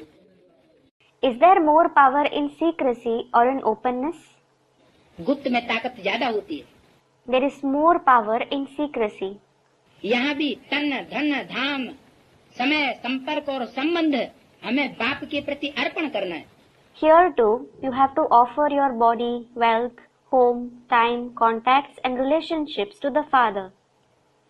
तो जो कुछ बाप को दान देना है वो गुप्त देना है या उसको संसार को दिखाना है? So whatever you have to donate to the Father, should you give it secretly or should you show it to the world? गुप्त दान महाकल्याण गाया हुआ। Secret donation is considered highly beneficial. तो बाप से जो भी संबंध जुड़े वो गुप्त रखा जाए। So whatever relationship is formed with the Father should be kept secret. वैसे भी लौकिक दुनिया में पत्नी पति के साथ इंद्रियों का संबंध जोड़ती है तो क्या संसार में बखान करती है? As such, in the Lokik world, when a wife establishes a relationship of the Indriya with her husband, does she boast about it to the world? अगर बखान करती है तो उसको बेवफा कहा जाता है या वफादार कहा जाता है? If she does, is she called unfaithful or faithful? क्या कहा जाता है? What is she called? बेवफा कहा जाता है। Unfaithful. तो बाबा ने हम बच्चों को बता दिया So Baba has told us children, कि तुम बच्चों के 4 संबंध मुख्य हैं। you children have 4 main relationships. ऐसे तो सारे संबंध हैं बाप के साथ, Of course, there are all kinds of relationships with him. लेकिन 4 संबंध मुख्य कौन से? But which are the 4 main relationships? बाप, टीचर, सतगुरु और The father, the teacher, the Sadguru, and साजन और सजनी का। the relationship of a husband and wife. साजन और सजनी के संबंध में याद बहुत आती है। In the relationship of a husband and wife, they remember each other a lot. लेकिन उसमें एक विशेष गुण की धारणा भी होगी। But there will also be the dharana of a special quality. अगर वो धारणा होगी तो याद पक्की होगी। If that dharana is present, the remembrance will be firm. अगर वो धारणा कच्ची होगी तो याद भी कच्ची हो जाए। कौन सी धारणा? If that dharana is weak, the remembrance will also be weak. Which dharana? वफादारी। Faithfulness. हर संबंध के गुण बता दिए। The qualities of each relationship were mentioned. बाप के संबंध में फरमान बरदार, You should be compliant in the relationship with the father, teacher के संबंध में ईमानदार, honest in the relationship with the teacher, और साजन सजनी के संबंध में वफादार। and faithful in the relationship of a husband and wife. अगर ये गुण नहीं है तो वफादार पत्नी नहीं है। If these qualities are absent, she isn't a faithful wife. फिर पति को या पत्नी को पति के प्रति घृणा होगी या प्यार पैदा होगा? Then, will the husband or wife have hatred or love for the other? तो घृणा पैदा हो जाएगी। They will have hatred. तो उसको फिर योग नहीं कहेंगे, लगाव नहीं कहेंगे, प्रीति नहीं कहेंगे, लगन नहीं कहेंगे। Then, it won't be called yoga, attachment, love or devotion. तो राजयोग जरूर नई दुनिया के लिए है। So Raj Yoga is definitely for the new world. इस राजयोग से ही नई दुनिया बनती है जिसमें ये राज भरा हुआ है, संबंध सर्व संबंधों की रचना का। It is through this Raj Yoga, which contains this secret of experiencing the delight of all relationships, that the new world is created. भगवान आकर पतित से पावन बनाते हैं। God comes and transforms the impure into pure. दूसरा page. Second page. क्या? What? भगवान आकर पतित से पावन बनाते हैं। God comes and transforms the impure into pure. ये बात कहने की क्या जरूरत? What is the need to say this? इसका मतलब है कि भगवान आकर के पतित्व तो नहीं बनावेंगे ना।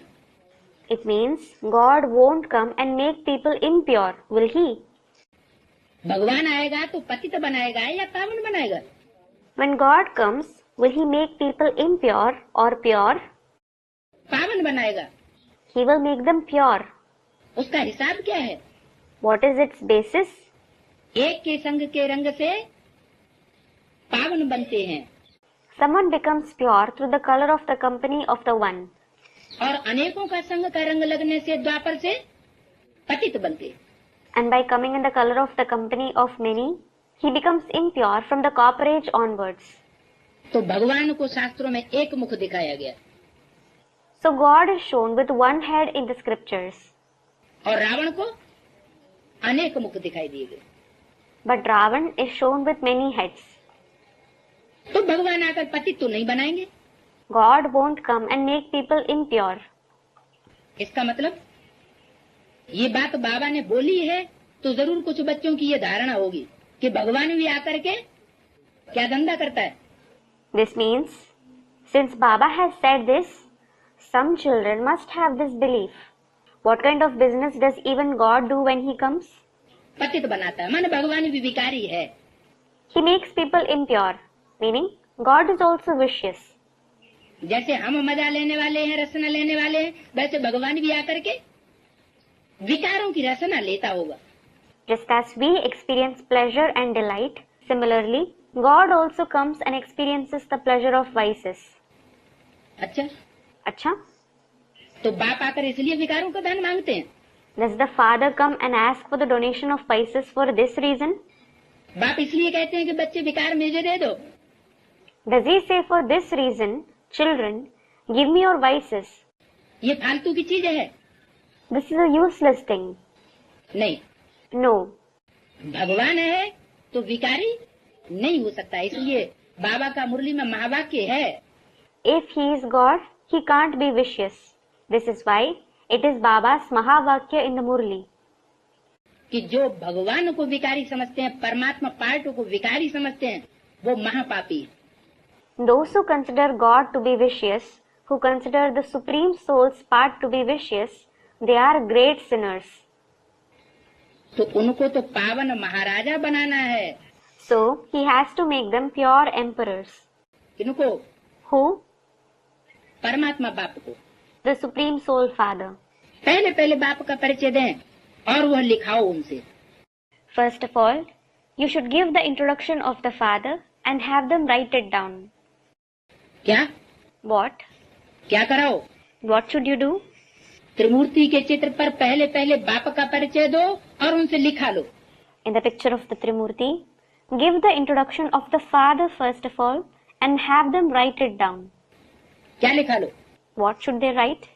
कि ये तुम्हारा बाप है, हमारा बाप है और सारी दुनिया का बाप है। He is your Father, our Father and the Father of the whole world. जिससे सारे मनुष्य मात्र को मुक्ति और जीवन मुक्ति का वर्षा मिलता है। From whom all human beings receive the inheritance of liberation and liberation in life. बरोबर मैं निश्चय करता हूँ ये हमारा बाप है। I firmly believe this one is our Father. कौन? Who? यह हमारा बाप है, यह का मतलब क्या हुआ? This one is our Father. What does this one mean? यह हमारा नाम पता सब नोट करवा लो। It means make them note down the name, address, everything. जिसको प्रजापिता अगर मान लिया, स्वीकार कर लिया, ज्ञान की दृष्टि से साक्षात्कार कर लिया, तो उनसे लिखवा लो। If they have believed and accepted him as Prajapita as per the knowledge and had visions, have them write it down. पहले पहले समझाना है शिवाय नमः। First of all, you should explain Shivaya Namaha. तुम माता पिता, हम बालक तेरे। You are our mother and father. We are your children. ये महिमा भी उस बाप की है, This is the glory of that Father, इस बाप की नहीं। not this one. क्या? What? ये महिमा भी उस बाप की है। किसके तन में बैठ के बोला ये वाक्य? This is the glory of that Father. In whose body did he speak this sentence? Brahma के तन में बैठ के बोला। तो बाजू में ही बैठा हुआ है, उस बाप क्यों कहा? He spoke it while sitting in Brahma's body. He was sitting right there. So why was it said that Father? जरूर आने वाला वो पार्ट है ना, जिसका परिचय, जिसके लिए निश्चय बुद्धि बनाना है। Certainly, there is a forthcoming part, isn't there? For whom you have to make others have a faithful intellect. भगवान को भक्ति का फल भी यहाँ आकर के देना है। God has to give the fruit of bhakti here. क्या? What? भक्ति का फल क्या होता है? What is the fruit of bhakti? ज्ञान। Knowledge. ज्ञान माना पहचान। Knowledge means recognition. किसकी पहचान? Recognition of whom? बाप की पहचान। Recognition of the Father. भक्ति का फल क्या है? What is the fruit of bhakti? ये भी तुम समझ गए हो। You have understood this too.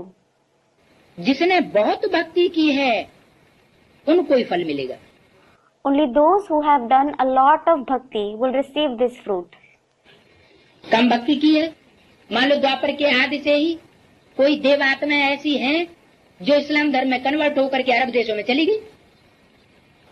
If someone has done less bhakti, suppose there are some deity souls who converted to Islam and went to the Arab countries from the beginning of the Copper Age.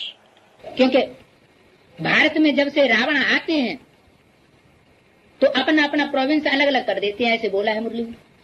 It is because it has been said in the Murli, when Ravan comes to Bharat, they separate their provinces. Bharat में जब से रावण आते हैं तो आपस में ही लड़ाई हो जाती है। Ever since Ravan comes to Bharat, there are fights amongst themselves. अपना अपना प्रोविंस अलग अलग कर देते हैं। They separate their provinces. माना दो धर्म खंड संसार में प्रत्यक्ष हो जाते। It means two religious lands are revealed in the world. पहले तो भारत ही धर्म खंड था। Initially, Bharat was the only religious land. फिर जब द्वापर शुरू होता है तो जो धर्म पिता आता है उसका धर्म खंड भी पहले से समुद्र के गर्त से ऊपर आ जाता है. But when the cooperage begins, the religious father who comes, his religious land also surfaces from the depths of the ocean. तो जो इस्लाम धर्म खंड में कन्वर्ट होने वाली आत्माएं हैं, देव आत्माएं, वो सब वहां भगा दी जाती हैं झगड़ा होने के कारण. So the deity souls who convert to the Islam are all driven away there because of the conflict. दो प्रोविंस हो जाते हैं, प्रोविंस अलग अलग हो जाते हैं. Two provinces are created. The provinces become separate. जैसे मम्मा बाबा के शरीर छोड़ने के बाद पहले अलग अलग जोनल इंचार्जेस नहीं थे. Just like after Mama and Baba left their body, there weren't separate zonal in charges initially. जब बाबा ने शरीर छोड़ा तो क्या हुआ, अलग अलग जोनल इंचार्जेस बनाए दिए गए. When Baba left his body, what happened? Separate zonal in charges were created. अपना अपना प्रोविंस अलग अलग कर लिया. They separated their provinces. तो ये है रावण राज्य की निशानी. क्या? So this is the sign of Ravan's kingdom. What? Ravan राज्य में धर्म सत्ता, राज सत्ता अलग अलग हाथों में होती है. In Ravan's kingdom, the religious authority and political authority are in different hands. और राम राज्य में धर्म सत्ता, राज सत्ता एक हाथ में होती है.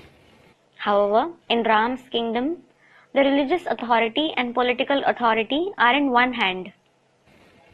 तो जिसने बहुत भक्ति की है उनको कोई फल मिलेगा. So only those who have done a lot of bhakti will receive the fruit. यानी द्वापर की आदि से ही जिन्होंने भक्ति की है, दूसरे धर्म में कन्वर्ट होकर के नहीं गए हैं, द्वापर की आदि की अव्यभिचारी भक्ति जिन्होंने की है, उन्हीं को स्वर्ग का फल मिलेगा. It means only those who have done bhakti from the beginning of the cooperage and haven't converted to other religions, those who have done the unadulterated bhakti of the beginning of the cooperage, only they will receive the fruit of heaven. कौन सा स्वर्ग? Which heaven? संगम युगी स्वर्ग का फल. The fruit of the confluence age heaven. बाबा जब भी स्वर्ग की बात करते हैं तो कोई दूसरे, तीसरे, चौथे जन्म की बात नहीं करते. Whenever Baba talks about heaven, he doesn't talk about the second, third or fourth birth. बाबा तो एकदम हम बच्चों को टॉप मोस्ट पे बैठाना चाहते हैं. Baba wants to place his children at the topmost position. लेकिन बाप से प्रभावित होने वाली जो प्रजा होगी वो ही उन बातों को समझेगी. But only the subjects who are influenced by the father will understand these concepts. क्योंकि बाप के भक्त भी बनते हैं, बाप की प्रजा भी बनती है और बाप के वारसदार भी बनते हैं. It is because some become devotees of the father, some become his subjects, and some become his heirs. वो भी अभी बनते हैं. All of them are becoming that now. तो भक्ति का फल क्या है ये तुम जान गए. So you have understood what the fruit of bhakti is. ये बातें कोई शास्त्रों में नहीं है, तुम्हारे में भी नंबरवार पुरुषार्थ अनुसार जानते हैं. These topics aren't there in any scriptures. Among you too, everyone knows this number-wise according to their purusharth. समझाया जाता है तुम्हारा बेहद का माँ और बाप वो है. It is explained that they are your unlimited mother and father. तुम्हारा बेहद का माँ बाप वो है. Your unlimited mother and father are they. जगत अम्बा और जगत पिता. That is Jagad Amba and Jagat Pita. ये रुद्रमाला के दो विशेष मणके हैं. These are two special beads of the Rudramala. रुद्रमाला है मुख वाली. The Rudramala has mouths. रुद्राक्ष के जो मणके होते हैं उनमें क्या होता है? What is there in the beads of the Rudraksh? मुख बना हुआ होता है. Mouths are carved on them. तो मुख किस बात की यादगार है? So, what is the mouth a yadgar of? ऐसे ही मुख बना हुआ है. Is it made just like that? मुख है मुख लेने की यादगार. It is the yadgar of taking on a mouth. उन मणकों में कोई रुद्राक्ष का मणका ऐसा है जिसमें सिर्फ एक ही मुख काम करता है, यानी एक ही बात बोलेगा आदि से अंत तक, निश्चय बुद्धि होकर के. Among those beads, there is a Rudraksh bead in which only one mouth works, meaning it will speak only one thing from the beginning till the end with a faithful intellect. कभी एक बात कभी दूसरी बात नहीं हो सकती, यानी एक ही विशेष आत्मा प्रवेश करके उसमें शिक्षण देगी, बात बोलेगी. It can't be one thing sometimes and something else some other time. It means only one special soul will enter and give teachings through him, speak through him. और कोई मन के ऐसे हैं जो 2 मुख वाले हैं, 3 मुख वाले हैं, 4 मुख वाले हैं. And there are some deeds which have 2, 3 or 4 mouths. 8 आत्माएं प्रवेश करती हैं, 10 आत्माएं भी प्रवेश कर जाती. 8 souls, even 10 souls enter them. 14 मुख के भी होते हैं. There are even those with 14 mouths. तो बताया तुम्हारा बेहद का माँ बाप वो है जगदम्बा और जगत पिता. So it was said, they, that is Jagadamba and Jagat Pita, are your unlimited mother and father. वो भी गाए जाते हैं. They are also praised. बीच में फिर गुही बात है, गॉड फादर निराकार को तो जरूर समझते हैं. In between, there is a secret. They certainly consider God the Father to be incorporeal, Adam और ईव तो मनुष्य को समझते हैं. and Adam and Eve to be humans. ऐसे नहीं कि एडम कोई भगवान को समझते हैं, गॉड फादर एडम को समझते हैं. It isn't that they consider Adam to be God or God the Father. Eve को मदर कह देते. They call Eve mother. Right way में ईव कौन है? In the right way, who is Eve? ये तो कोई जानते नहीं है. Nobody knows this. बाप बैठ समझाते हैं, हाँ कोई फट से तो नहीं समझ जाएगा. The father sits and explains it. Yes, nobody will understand it immediately. क्या बात? What? कि ईव कौन है? Who is Eve? वो जगत माता कौन है? Who is that world mother? Jagdamba कौन है? Who is Jagadamba? पढ़ाई में टाइम लगता है. Studying takes time. पढ़ते पढ़ते आकर के बैरिस्टर बन जाते हैं. After studying, people become barristers. Aim object जरूर है. There is definitely an aim object. तो यहाँ भी एम ऑब्जेक्ट है.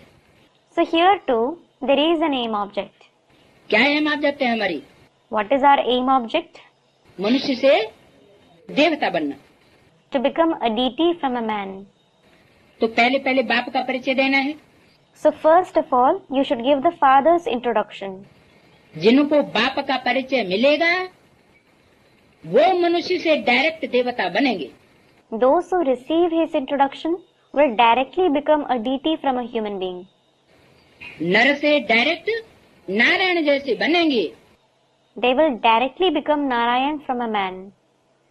अगर पूरा बाप का परिचय नहीं धारण करते तो मनुष्य से देवता इस जन्म में नहीं बनेंगे. If they don't fully understand the father's introduction, they won't become a deity from a man in this birth. पढ़ाई पढ़ी जाती है डॉक्टरी की, वकालत की, तो क्या ये कहते हैं कि इस जन्म में पढ़ाई पढ़ लो, अगले जन्म में हम तुम्हें डॉक्टर और वकील बना देंगे? When you study medicine or law, do they say, study in this birth and in the next birth we will make you a doctor or a lawyer? ऐसी पढ़ाई कोई पढ़ेगा बैठ करके? Will anyone sit and study such knowledge? कोई नहीं पढ़ेगा. No one will. तो कोई फट से नहीं समझ जाएगा. So, no one will understand it instantly. पढ़ाई में टाइम लग जाता है. Studying takes time. यहाँ भी अहम ऑब्जेक्ट है. देवता बनना है, पहले बाप का परिचय देना पड़े. Here too, there is an aim and object. You should become a deity. First of all, you have to give the father's introduction. गाते भी हैं, तुम माता पिता हम बालक तेरे. They also sing, you are our mother and father and we are your children. और दूसरा फिर कहते हैं पतित पावन आओ. And then they say, oh the purifier of the impure, come. क्या? What? एक बात तो हो गई माता पिता, और दूसरी बात, हे पतितों को पावन बनाने वाले आओ. One thing is about the mother and father, and the other thing is, oh the purifier of the impure, come. तो पतित दुनिया और पावन दुनिया किसको कहा जाता है? So what is meant by the impure world and the pure world? ये भी बुद्धि में बैठाना पड़े. You also need to sit that in your intellect. तुम कहते हो कलयुग अभी 40,000 वर्ष रहेगा. You say that the Iron Age will last for 40,000 years. अच्छा भला पावन बनाने वाला तो वह एक बाप है ना? Acha, the one who purifies is that one Father, isn't he? वही हेवन स्थापन करने वाला है, God father. He alone is God the Father who establishes heaven. Krishna तो हो न सके, It certainly can't be Krishna. वो तो वर्षा लिया हुआ है। He is the one who has taken the inheritance. वो श्री कृष्ण है हेवन का Prince, That Sri Krishna is the Prince of Heaven. और वो है Shiv Baba, And he is Shiv Baba, heaven का creator. the creator of heaven. क्या? What? हेवन का creator. The creator of heaven. तो जो हेवन क्रिएट करेगा और कृष्ण को जन्म देगा स्वर्ग में, So the one who creates heaven and gives birth to Krishna there, तो वो स्वर्ग में नहीं होगा क्या? won't he be in heaven? Heaven को क्रिएट करने वाला स्वर्ग में नहीं पहुंचेगा क्या? Won't the one who creates heaven reach there? पहुंचेगा, He will. नहीं तो क्रिएट कैसे करेगा? Otherwise, how will he create it? तो वो है creator, creation first. So he is the creator, and that one is the first creation. कौन? Prince. Who? The prince. ये भी क्लियर करके बड़े बड़े अक्षरों में लिखना चाहिए। This should also be written in big letters clearly. तो तुमको समझाने में सहज होगा कि कृष्ण है first creation, Then it will be easy for you to explain that Krishna is the first creation, और उसका क्रिएटर उसका बाप।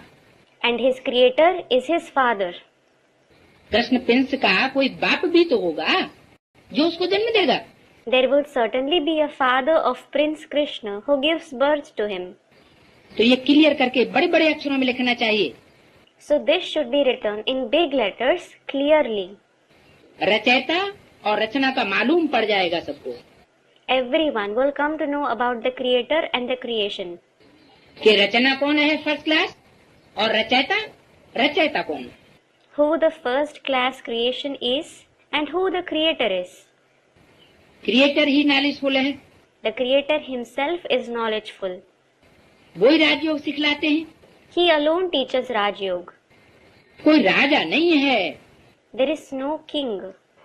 अभी इस दुनिया में कोई राजा नहीं है, There is no king in this world right now.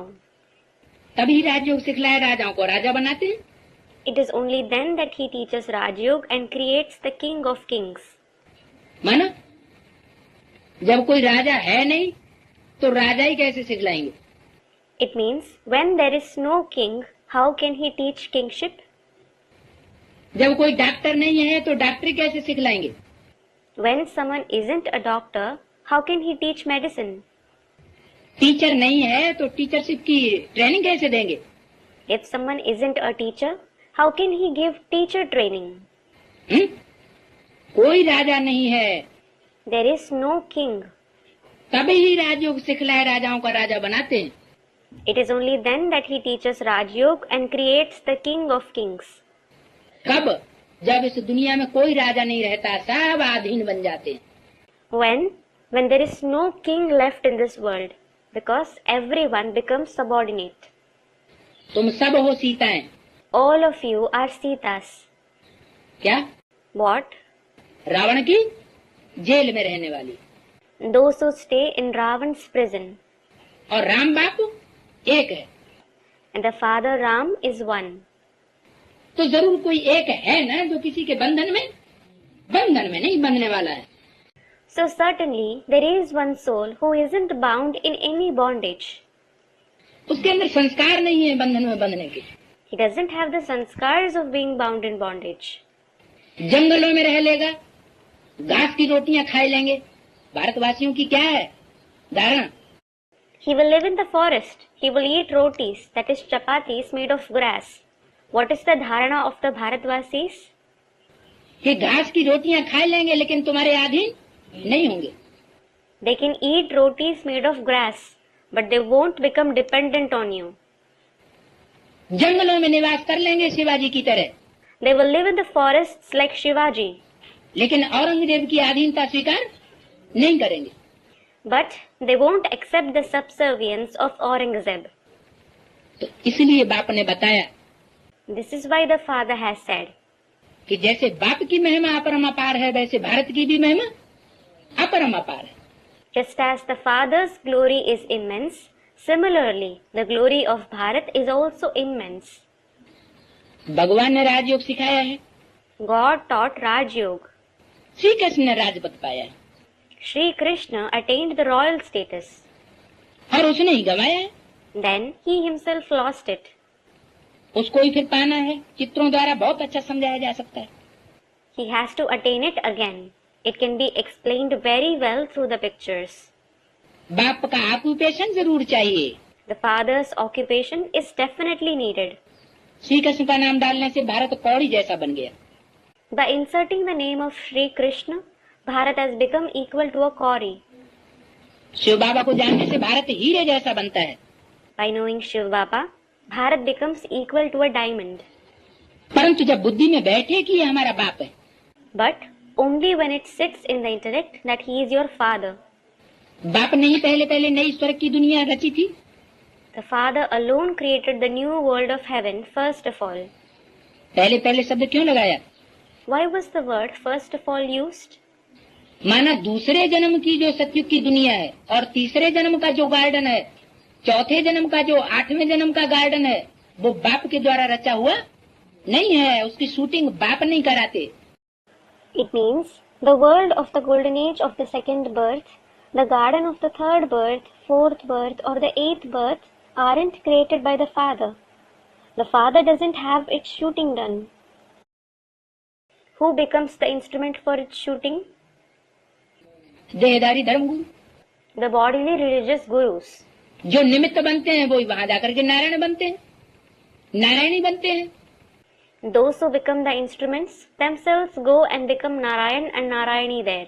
बाकी बाप तो कौन सी गार्डन की रचना करते हैं? As for the rest, which garden does the father create? पहले पहले फर्स्ट गार्डन की रचना करते हैं, जिसे कहते हैं 16 कला संपूर्ण। First of all, he creates the first garden which is called complete with 16 celestial degrees. बल्कि कलाओं से भी ऊपर। Rather, it is even beyond the celestial degrees. Krishna होगा 16 कला संपूर्ण Krishna will be complete with 16 celestial degrees.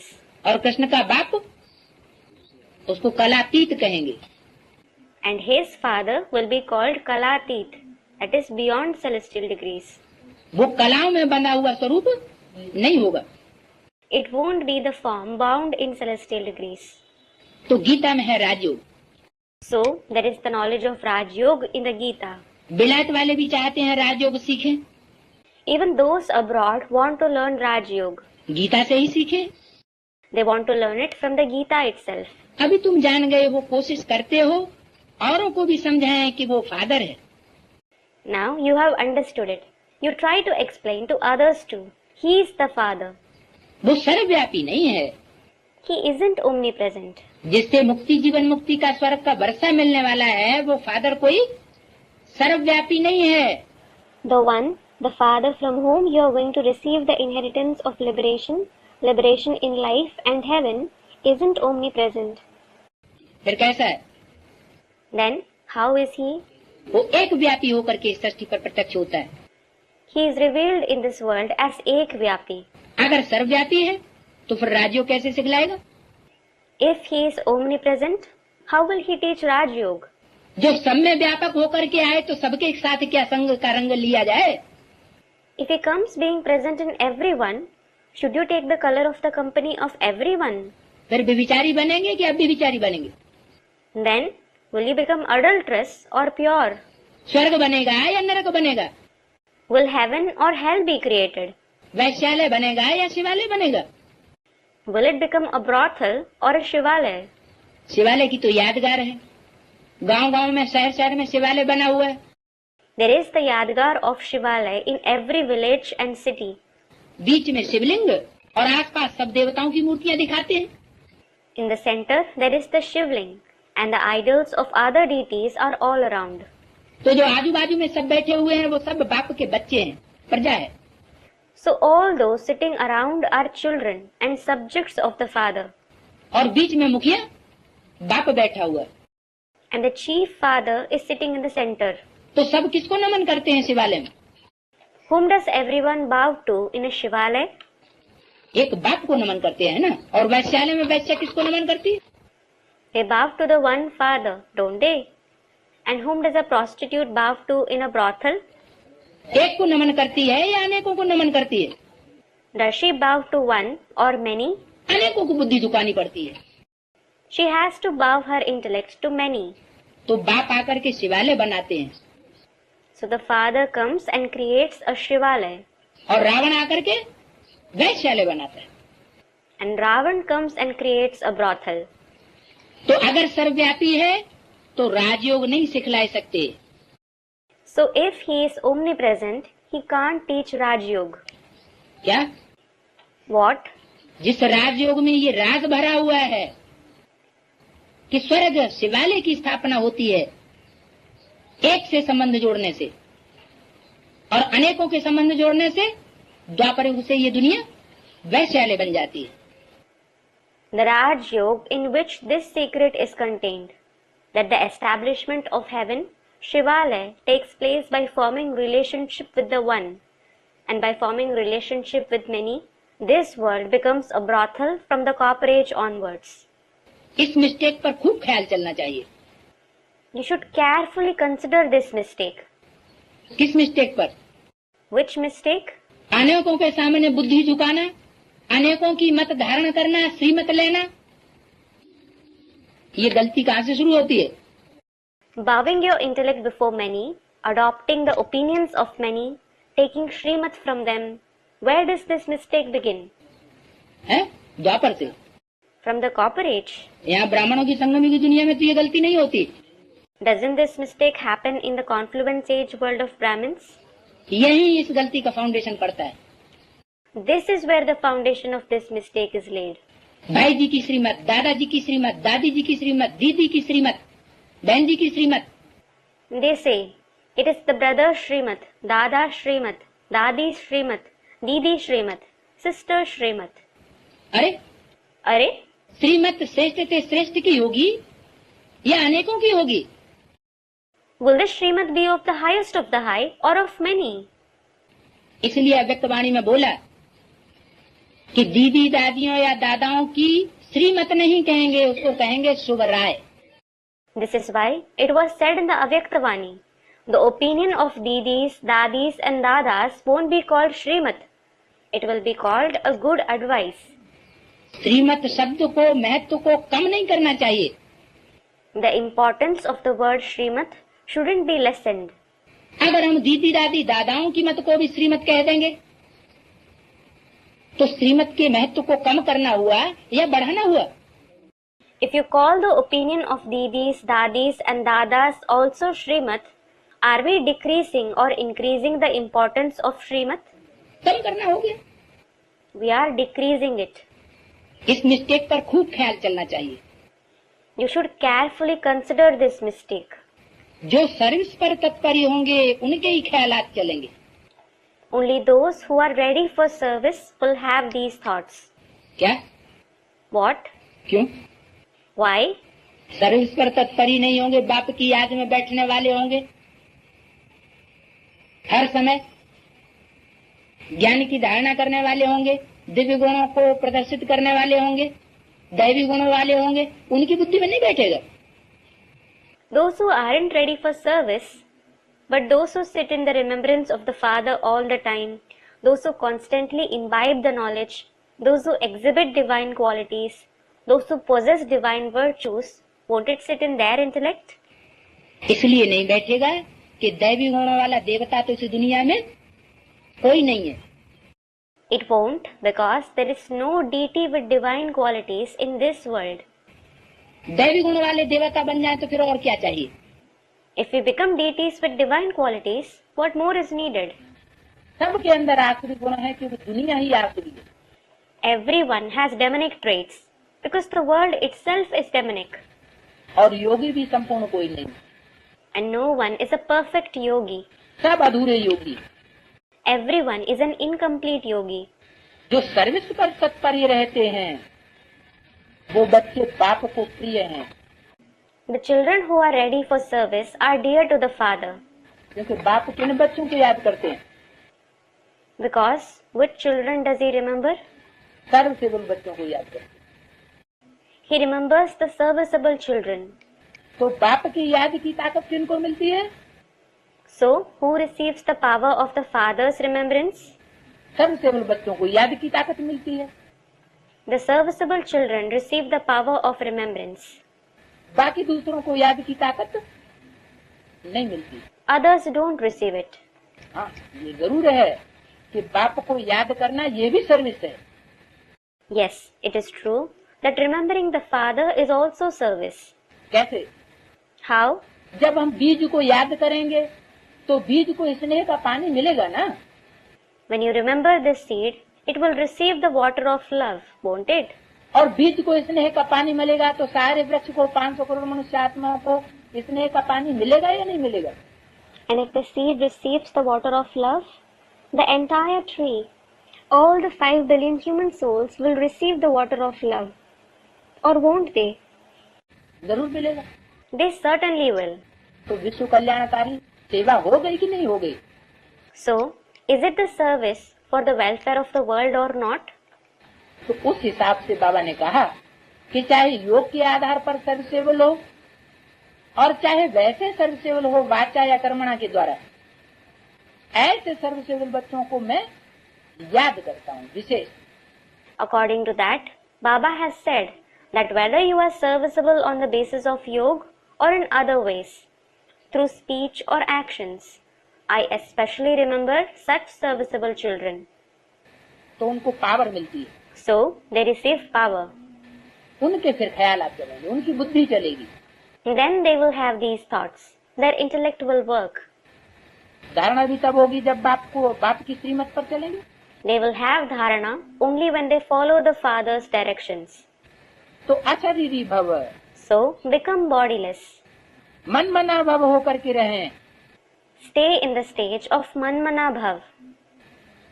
क्या होकर के रहें? Stay what? मन मना भव। Man mana bhav. 3 शब्द हैं। मत मना मेरे, There are 3 words. Mat means my. मना माना मन में, Mana means in the mind. भव माना समाधि रहें, And bhav means to merge. यानी मेरे मन में समा के रहें। Meaning remain merged in my mind.